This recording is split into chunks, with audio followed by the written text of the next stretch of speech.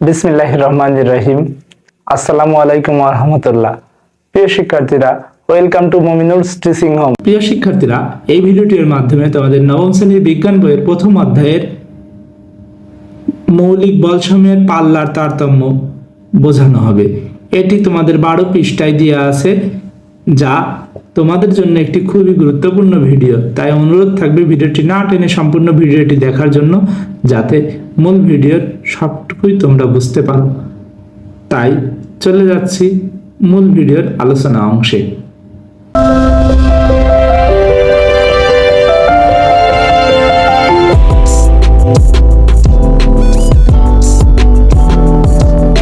বারো পৃষ্ঠার মাঝ বরাবর দেওয়া আছে মৌলিক বলসমূহের পাল্লার তারতম্য।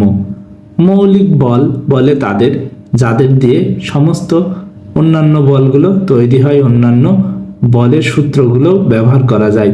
মৌলিক বল 4টি, আমরা পূর্বেই জেনেছি, তাও আরেকবার বলি। সেগুলো হচ্ছে মহাকর্ষ বল, তড়িৎচুম্বকীয় বল, দুর্বল নিউক্লিয় বল, সবল নিউক্লিয় বল। এই 4টি মৌলিক বল বিজ্ঞানীরা কল্পনা করেছেন। এরপরে এই মৌলিক বল সমূহের পাল্লার তারতম্য। পাল্লা অর্থ রেঞ্জ, অর্থাৎ একটা মৌলিক বল কতটুকু এরিয়া নিয়ে তার প্রভাব বিস্তৃত করে, এটার উপর ডিপেন্ড করে এই মৌলিক বল 4 রকম বৈশিষ্ট্যের, সেটা নিয়ে আমরা এখন আলোচনা করব। আগের অনুচ্ছেদে 4টি মৌলিক বলের মানের পার্থক্যের জানার পরে তোমাদের মনে নিশ্চয় প্রশ্ন জেগেছে, সবল নিউক্লিয় বল যেহেতু এতটাই শক্তিশালী, তাহলে অন্যান্য দুর্বল বলগুলো টিকে আছে কেমন করে?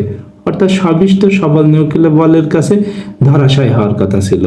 এই প্রশ্নের খুবই যৌক্তিক, কিন্তু এতক্ষণ মৌলিক বলগুলোর মানের কথাই বলা হয়েছে, কিন্তু সেই বল কত দূরত্ব কার্যকর থাকে সেটি বলা হয়নি।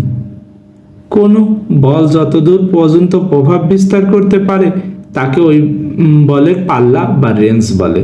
অর্থাৎ একটা এরিয়া নিয়ে যতটুকু প্রভাব বিস্তার করতে পারে। যেমন মনে করো তুমি তোমার এলাকার সবচেয়ে প্রভাবশালী ব্যক্তির ছেলে, তার মানে তোমার বাবার কিন্তু পুরো এলাকা জুড়ে একটা প্রভাব থাকে, এমনই বিষয়। এরপরে বলা হচ্ছে মহাকর্ষ এবং তড়িৎচুম্বক বল যে কোনো দূরত্ব থেকে কাজ করতে পারে, তাই এদের পাল্লা হলো অসীম।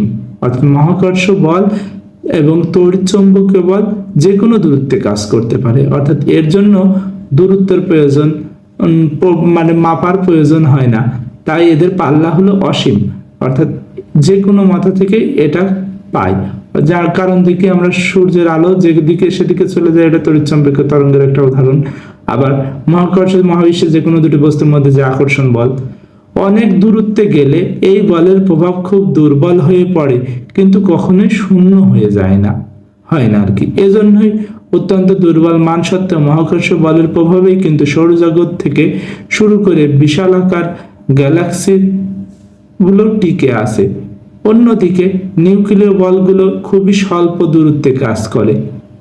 যেমন সবল নিউক্লিয় বল 10⁻⁻15 মিটার দূরে, আর দুর্বল নিউক্লিয় বল কাজ করে আরো 1000 গুণ কম, 10⁻18 মিটার দূরত্বে, অর্থাৎ এর বাইরে আর কাজ করতে পারে না। সবল নিউক্লিয় বল 10⁻15 এর বেশি এবং দুর্বল নিউক্লিয় বল 10⁻18 মিটারের বেশি দূরত্বে কাজ করতে পারে না।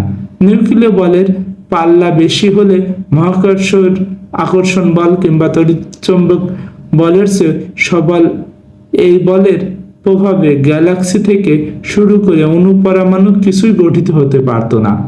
অর্থাৎ এই বলের আকর্ষণ বিকর্ষণের কারণেই দেখা যাচ্ছে অন্যান্য সবকিছু পরাস্ত হয়ে যেত। তার অর্থ এই মহাবিশ্বের অস্তিত্বই থাকতো না। অর্থাৎ দেখা যাচ্ছে বাঁশের চেয়ে মোটা হলে তো সে এমনই হওয়ার কথা, অর্থাৎ সে ঝাড় টেকে না, সেরকমই অবস্থা হতো। প্রিয় শিক্ষার্থীরা, এতটুকুই ছিল তোমাদের এই ভিডিওর আলোচনা। তোমাদের এই ভিডিও বিষয়ে কোনো প্রশ্ন থাকলে কমেন্ট বক্সে প্রশ্ন করতে পারো, তোমাদের প্রশ্নগুলোর উত্তর দেওয়ার চেষ্টা করব আমরা। তোমরা সকলে ভালো থাকো, সুস্থ থাকো, মন দিয়ে পড়াশোনা করো। তোমাদের জন্য শুভকামনা রইল।